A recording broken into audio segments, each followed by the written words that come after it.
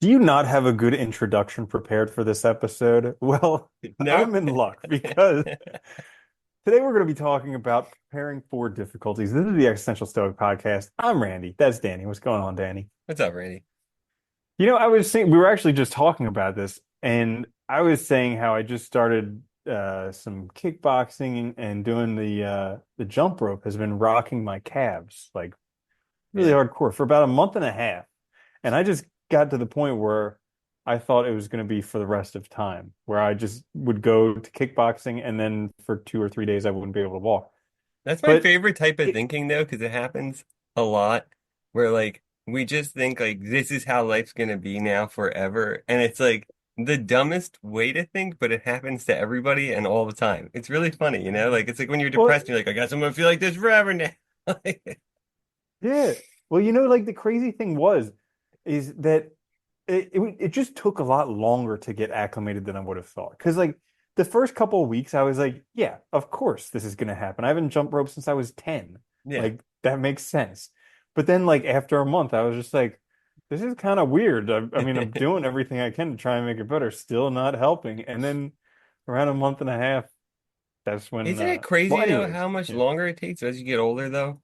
Because like Hmm. I think about that a lot, man. Like I remember being younger and like you'd fall off your bike or like start a sport or something or whatever, and you'd get sore for like a day, and then you just immediately it seems like it, or maybe that's just my memory of it, but it seemed like immediate. Like you Hmm. healed fast, you just because you're growing still. And now it's Hmm. like it just, I think reminding yourself that stuff takes longer because like especially stuff like that. Yeah. So the topic today, preparing for difficulties, was kind of that, but I was also thinking like, generally I know that around November things get difficult Oh yeah. emotionally, mentally, that type of thing. I also know that like when I have to move, that's very stressful for me. And usually like the first few months suck and like new jobs and stuff like that. So I thought we could do an episode talking about why it's actually important to prepare for difficulties and how to prepare for difficulties. It's hard though too, because like I'll tell you, like I know, I mean I should know that every year this time of year I always start to struggle, and I don't know why, but it's like something to do with it usually happens like about now mid-October or like November till and then till whatever, like February or something. And it's the seasonal, I think, probably is what it Hmm. is. And among other things, you get the holidays and all too. But Yeah. I know that, but like I still struggle with it though. It's like you can't not. That's the problem. Like because I'm still struggling with Hmm. it now, currently. Yeah, so I'm gonna harp on my favorite books recently, Okay, Feeling Good, go Feeling ahead. Great, When Panic Attacks, all that stuff. So it's really interesting because I would, especially this time of year, I would get into this like mental thought pattern where something bad would happen, or I wouldn't feel good, or something like that. And then I'd be like, oh, it's just that always happens. I'm just having a bad week, like a bad month, a bad this. And it's like, yeah, that's the way it seems during these times, but that's actually a cognitive distortion called Yeah, overgeneralization. So when you think just something that happens, it'll happen over and over and over again. And so one way that you can actually defeat that is by using the be specific technique. So, and this happened to me earlier this week because I was like, I'm just having a bad week this week. And then I caught myself, I'm like, hang on, wait a minute. that's an overgeneralization. I was like, be specific. What specifically happened? I was like, well, that person was angry with me, and this thing didn't go my way, and this whatever. And I was like, okay, that's three things. And I was like, well, let's see if there are things that actually went well this week. And I was like, oh, this went well, and this went well, and this went well. And it kind of helped to combat the feeling of, oh, things are going badly for me this week, and just being like, well, yeah, a few things did go badly. And, that's Yeah. part of life. Sometimes things don't work out the way you want. But I also am fortunate where certain things are going good. Well, I think that's also the hard part is, and I know I struggle with that too, the like this, and I know it's a faulty mental model, but that mental model that like, progress means consecutively things going well. And so like I think we That's all, called perfectionism. yeah, well, yeah, I know. But I think we all, but I think a lot of people struggle with this though, right? That idea that, Yeah. like in order to keep doing well, everything has to go well. And so it's like you have one bad thing happen and it destroys everything, right? And I think Hmm. it's a faulty model. It's funny because, that idea of overgeneralization, all those logical fallacies, we employ them on ourselves so often, it's ridiculous. Especially overgeneralization, I think is one of the worst ones because we do it all the time, where we just like Hmm. assume that everything's going to be this way from one use case, instead of looking at like the broader picture and seeing if things Hmm. are all right.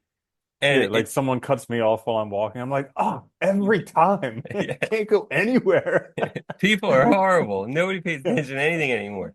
Yeah. Yeah. And I think it's hard too, because I noticed this time of year too, I always with allergies and also just stuff going around too, people get sick and stuff too, so that also drags you down and messes up your ability to cope and deal with things.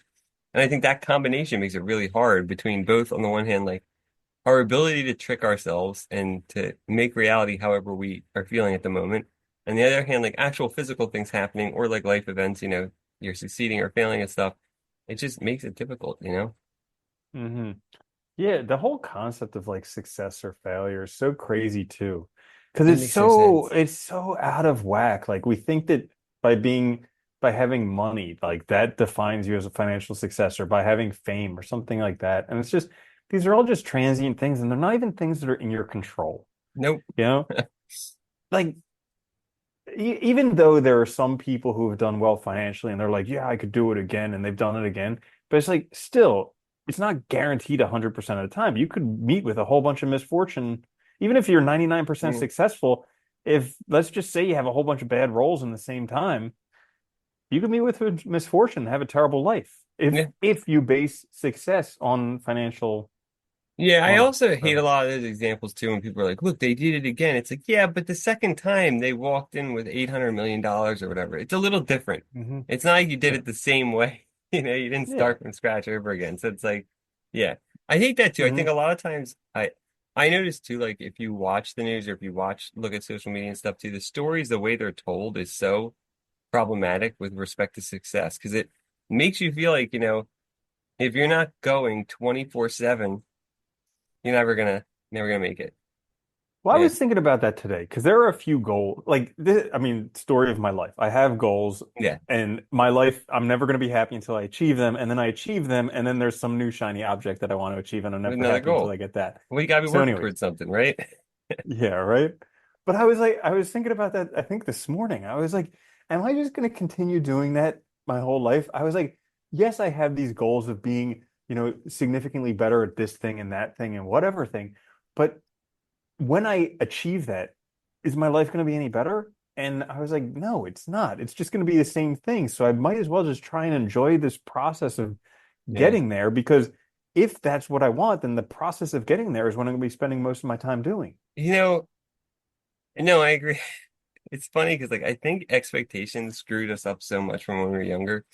And like that expectation that like, you're gonna do all this stuff, blah, blah, blah. And it's like then you have to live with that. And then on top of that too, it's funny, I was just listening to some earlier today and they're talking about like continuous learning, continuous growth kind of ideas. And I was like, and it's funny because I love learning. I do. And I'll always be pursuing learning new things because it's just something I like doing, whether I'm getting something from it or not. But it's also one of those things where like if you're doing that, there's always going to be struggles. Like because you're always going to be in the middle of something. It's like, and once you finish one thing, it's like then you're learning something else, and so you're now back in that progression of that journey, which is always going to have these hardships and difficulties. And it's like, and sometimes I wonder, is that just what I like, or is Mhm. Probably. yeah, It's always a cold, dark night on this side of yeah, Everest. it really is. I Yeah. know. Yeah, but I do think that, well, I mean, there's theories about like workaholism and stuff like that, how that comes from growing up in dysfunctional families. And I mean, I was thinking as Americans, we kind of grew up in dysfunctional families because we worship the altar of money, and because of that, families got sacrificed. And we And have so, no like larger community at all. So mhm, it's yeah, yeah, so most people grew up in these dysfunctional families, and because of that, we're addicted to excitement. We got to like feed our fix. And for you and me both, it's workaholism, you know? well, and it's hard And to yeah, and it's hard too because I think what people don't realize too is it's so the way America's structured, the way the society is, it's so easy to justify things that way. And I can totally see like, I could mhm. totally easily imagine Grind, like, yeah, right? no Like, days off. yeah, and I can totally even when like, when we were growing up where one parent was mostly still at home, I could still imagine that, people going, well, we gotta do this for money and like this and that, because we want to make a better future. And that idea of making the better future and sacrificing now is so ingrained in us that it's like, well, if you're always trying to make a better future and you're always sacrificing now, when the hell are you ever enjoying it? You know? Yeah. You're always in this process of trying to build rather than actually stopping and like enjoying what you have built. Hmm. Very true. Yeah. Yeah. So that being said, I don't think any of that was on our topic Nope, of not at preparing all. for Yeah, how you prepare. preparing Well, for we talked difficult. about the But difficulties, where they come from, I guess. yeah. So anyways, when doing new things, it can be helpful to prepare for them to not be as satisfying, to prepare for the struggle, to prepare for the difficulty, to prepare for it to just not be enjoyable. Like Yeah. that's a actually I think it's like yeah, Marcus Aurelius Meditation is the second chapter. He's like, say to yourself, I'm going to meet with the busybody, the ungrateful, the deceitful, all these different people in the day. And so it's kind of preparing yourself for all the difficulties that you're going to endure. And then that way when they come up, you're like, ah, I knew this was going to happen. That's not a bad deal. What's funny too is like I love that book too because it's funny that like whatever, like thousands of years ago, he was basically all the things he was journaling about are like you could transport it to a modern day journal and it'd be about the same. You know what I mean? Like there'd be no difference because the human Hmm. experience hasn't changed that much, which is interesting. Like we all have to Hmm. deal with people, we all have to deal with situations we don't like. I noticed for myself too, like, and I think that one's a good one of just like preparing yourself for what you're gonna face, knowing you're gonna face it because it's gonna happen. I also have Hmm. found for myself too that just acknowledging things, like what we were talking about, like when you said like you overgeneralized and you stopped and actually thought about like being able to catch yourself has been one of the most helpful things for me recently. Is like I've been doing that more and more, where like noticing like, oh, I don't feel good. Well, asking why instead of just leaning into the not feeling good like I usually do, asking why and try and Hmm. get to the bottom of it. And that's been really helpful because even when I don't actually figure it out, even just the acknowledgement of the feeling is really helpful to help you like deal with it in a more reasonable way rather than, letting yourself get off the rails. Yeah, taking the time to reflect on your day and your life and all of that. Oh yeah, well, because I don't know about you, but dude, in the past, like I would have, a bad day or I'd have a bad week or so, and then it would drag on for It just weeks, spirals. months. Yeah. Yes, yeah, it's a whole season, right? That's totally terrible, and it's like there's no reason for that to happen. And I think a lot of it's just catching yourself early in that process and stopping it. That's Hmm. been super helpful. Yeah. Yeah. Cool. So there you have it, how to prepare for difficulties. Yeah. This is the Existential Stoic podcast. Until next time, I'm Randy. That's Danny. I'll see you later, Danny. Later, Andy.